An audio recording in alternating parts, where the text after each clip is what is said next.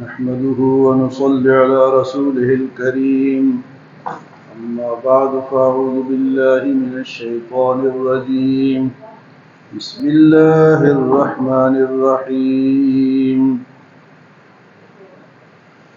وقال قرينه هذا ما لدي عتيد ألقيا في جهنم كل كفار عنيد مناع للخير معتد مريب الذي جعل مع الله إلها آخر فألقياه في العذاب الشديد قال قرينه ربنا ما أطغيته ولكن كان في ضلال بعيد قال لا تختصموا لدي وقد قدمت إليكم بالوعيد ما يبدل القول لدي وما أنا بظلام للعبيد.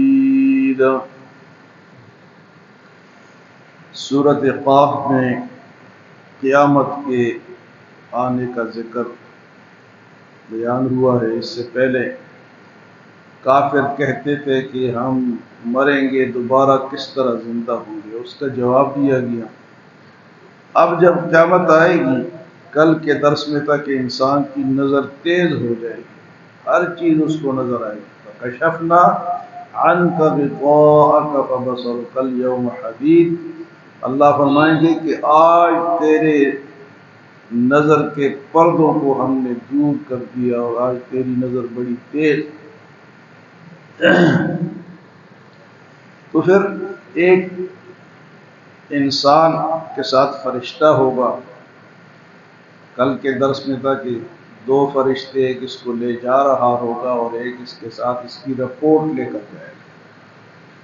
ایک تو اس کو پکڑ کے لے جائے گا اور دوسرا رپورٹ پیش کرے گا. وہاں کوئی بھاگ نہیں سکتا. جس طرح یہاں پولیس پکڑتی اور پکڑ کے لے جاتی ہے نا، وہاں فرشتہ پکڑ کے لے جائے گا.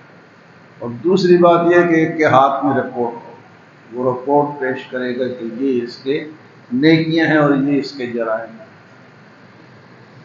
تو وہ فرشتہ اسے کہے گا وقال قرینہ ھذا ما لدی عتید، کہ اے میرے دوست، یہ ہے وہ سامان جو میرے پاس تیار پڑا ہے، لکھا ہوا ہے، سب کچھ موجود ہے، رپورٹ تیار ہے.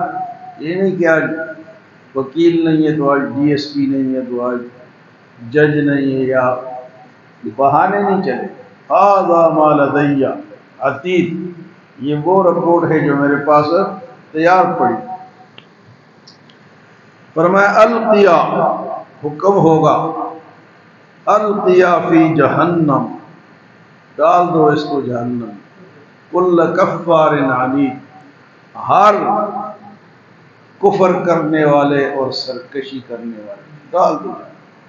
القیا فی جہنم کل کفار عنید، ڈال دو ہر اس کافر کو اور سرکشی کرنے والے، بات نہ ماننے والے کو، بات ان کو ڈال دو.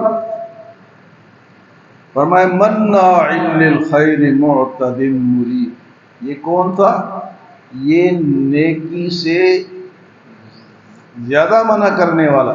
مناع للخیر، جہاں نیکی تھی بندے کو پکڑ کے لے جاتے تھے، چھوڑ دو، ہمارا کام نہیں ہے، مولوی صاحب کا کام. ہاں جی، مناع للخیر، خیر سے منع کرنے والے. ہوتے ہیں نا جی بے شمار لوگ ایسے کہ کسی کو اچھی بات کی دعوت دو تو وہ کیا کہتے ہیں، چھوڑ یار میرے پاس ٹائم نہیں. مناع للخیر معتد مریب، اور سرکشی بھی کرتا تھا اور شک میں لوگوں کو ڈالتا تھا. تو اس کو ڈال دو جہنم. اب یہ تو فرشتہ جو اس کا ساتھ ہوگا اس کی بحث اس کے ساتھ ہے. اب ایک شیطان بھی اس کا ساتھ ہوگا. انسان کے ساتھ ایک فرشتہ ہوتا ہے، ایک شیطان، یہ ہمارے ساتھ لگے ہوئے.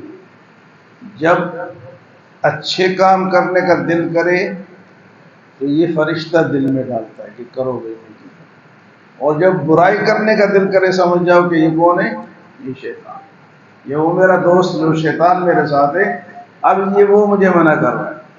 تو شیطان پھر کہے گا اوپر تو فرشتے نے کہا نا کہ میرے پاس رپورٹ ہے اور چل میرے ساتھ، اور یہاں شیطان کہے گا قال قرینہ ربنا ما اطغیتہ، کہے گا اس کا دوست کہ اے اللہ میں نے اس کو سرکشی پر نہیں ابھارا، ولیکن کان فی ضلال بعید، لیکن یہ خود ہی دور کے گمراہی میں پڑا ہوا تھا۔ شیطان کا یہ کام ہے کہ شیطان آپ کے ساتھ زبردستی نہیں کر سکتا، وہ وسوسہ ڈالتا ہے، باقی کام ہم خود کرتے ہیں۔ اب دیکھیں نا جی، ہم آئے ہیں مسجد میں، آئے ہیں، وضو کیا ہے، سنتیں پڑھی ہیں، ہمیں کسی نے روکا ہے؟ اور جن کو روکا وہ نہیں آ سکے، اس نے روکا بھی نہیں ہے، اس نے صرف وسوسہ ڈالا ہے کہ بڑی ٹھنڈی بارش ہو رہی ہے، بہترین کیا ہے بستر ہے، سو جائے، مزے کا۔ تو کہے گا کہ میں نے زبردستی نہیں کی، اور قیامت میں بھی وہ کہے گا ما انا بمصرخکم وما انتم بمصرخی، آج تو میں تیرا نہیں ہے، تو میرا نہیں، بھاگ جائے گا، میں نے تجھے زبردستی تو نہیں کی۔ تو کہے گا شیطان قال قرینہ، کہے گا اس کا دوست ربنا، اے ہمارے پروردگار، ما اطغیتہ، میں نے اس کو سرکشی پر نہیں ابھارا، ولیکن کان فی ضلال بعید، لیکن یہ تو خود ہی دور کی گمراہی میں پڑا۔ تو شیطان بھی قیامت کے دن کیا ہو جائے گا جی؟ منکر ہو جائے گا، جی میں نے تو نہیں کیا۔ اور بات بھی یہی ہے کہ شیطان زبردستی نہیں کرتا، جب بھی انسان کا نیکی کی طرف دل نہ کرے تو سمجھو کہ شیطان وسوسہ ڈال رہا ہے، تو اس سے جان کس طرح چھڑائیں گے؟ اعوذ باللہ من الشیطان الرجیم پڑھ لو تو بھاگ جائے، اور اگر نہیں پڑھو گے تو وہ تھپکی دیتا رہتا ہے کہ بیٹا ابھی ٹائم ہے، سو جا، ابھی ٹائم ہے، گپ شپ لگا لو، چلے جاؤ گے۔ تو جب یہ دونوں جھگڑا کریں گے، شیطان کہے گا جی اللہ میں نے تو اس کو نہیں کہا، زبردستی نہیں کی، تو اللہ فرمائیں گے لا تختصموا لدی، میرے سامنے جھگڑا نہ کرو، جھگڑے کا دن ختم۔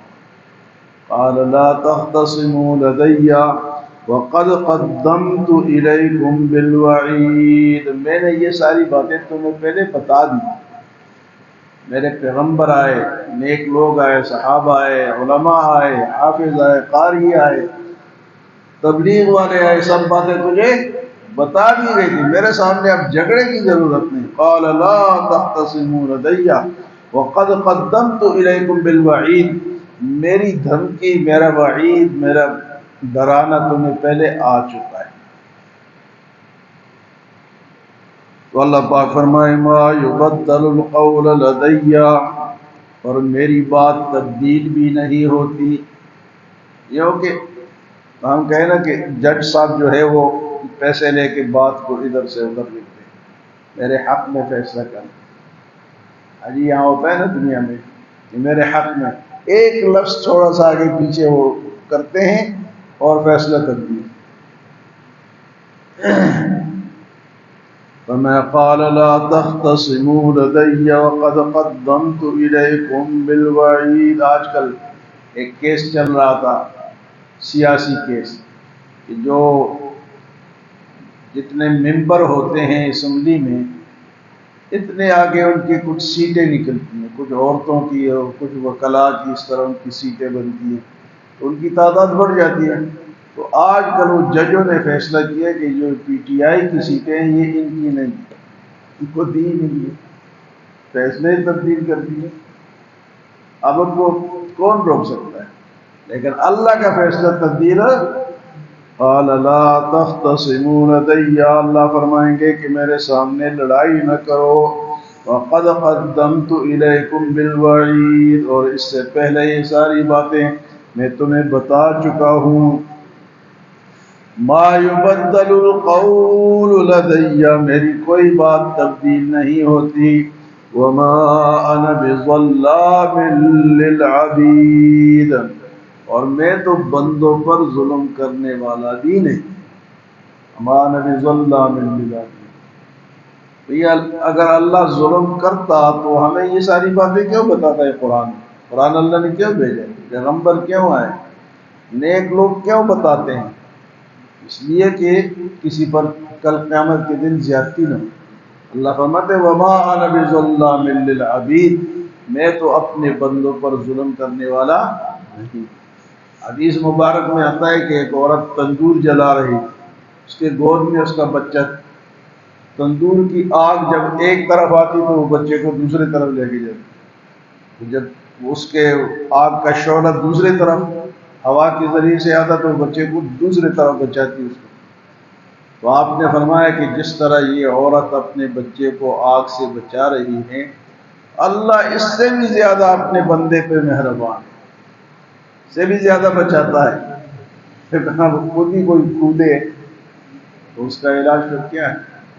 فرمایا کہ ما یبدل القول، میری جو باتیں آ چکی ہیں اس میں کوئی تبدیلی نہیں ہوگی، لدی وما انا بظلام للعبید، اور نہ تو میں اپنے بندوں پر ظلم کرنے والا ہوں۔ اللہ مہربان ہے۔ اس میں ایک آیت درمیان میں یہ رہ گئی، اس کا ترجمہ نہیں ہو سکا۔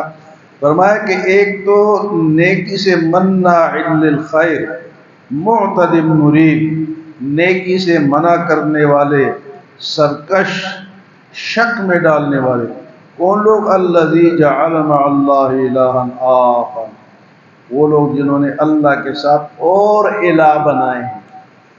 الذی جعل مع اللہ الہا آخر، اللہ مالک ہے، اللہ خالق ہے، اللہ مشکل کشا ہے، اللہ حاجت روا ہے، اللہ حاضر ناظر ہے۔ ہم کہتے ہیں جی بابا شاہ کمال کے پتر دیوی رتا لا، ہم بابوں سے مانگتے ہیں، بابوں کو الہ بنایا ہوا ہے۔ مسلمانوں نے قبروں کو الہ بنایا ہوا ہے، اور ہندوؤں نے اور سکھوں نے اور انہوں نے کسی اور چیز کو الہ بنایا۔ الہ تو اللہ ہے۔ الہ کے معنی مشکل کشا، الہ کے معنی حاجت روا، الہ کے معنی حاضر ناظر، الہ کے معنی مختار کل۔ یہ کون ہے؟ یہ اللہ ہے۔ تو ہم نے تو اور بنایا، ہمیں کہ الذی جعل مع اللہ الہا آخر فالقیاہ فی العذاب الشدید، ایسے لوگوں کو سخت عذاب ملے گا۔ توحید پہ قائم رہنا، توحید کسے کہتے ہیں؟ جی اللہ کو ایک مان، کسی اور کی عبادت نہ کر۔ مشکل کشا کون ہے؟ اللہ۔ حاجت روا کون ہے؟ بیٹا بیٹی دینے والا کون ہے؟ نفع نقصان کس کے ہاتھ میں ہے؟ اللہ کے ہاتھ میں ہے۔ تو یہ اللہ کی صفات ہیں۔ یہ اوروں کو دینا کہ بیٹا وہاں جائیں گے تو وہاں سے ملے گا، میرا مسئلہ فلاں جگہ جائیں گے تو فلاں جگہ سے میرا مسئلہ حل ہوگا، حل کون کرتا ہے؟ توحید پہ قائم رہو، اللہ کو ایک مانو، جو کچھ کرتا ہے اللہ کرتا ہے۔ اگر توحید میں ذرا بھی گڑبڑ ہوئی تو پکڑے جائیں۔ اللہ ہمیں عمل اور سمجھ کی توفیق عطا فرمائے۔